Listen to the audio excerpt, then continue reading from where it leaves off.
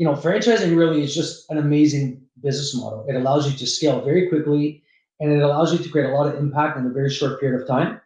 Um, but with that being said, you have to have very strong fundamentals, and you have to have a very strong, compelling reason for people to want to join your system.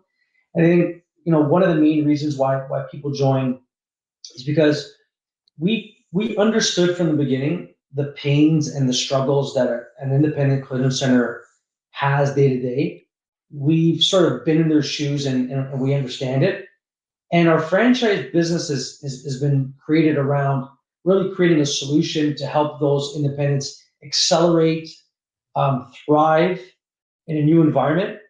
And so that franchise model was really, for us, the best sort of, no pun intended, vehicle to help us achieve our goals,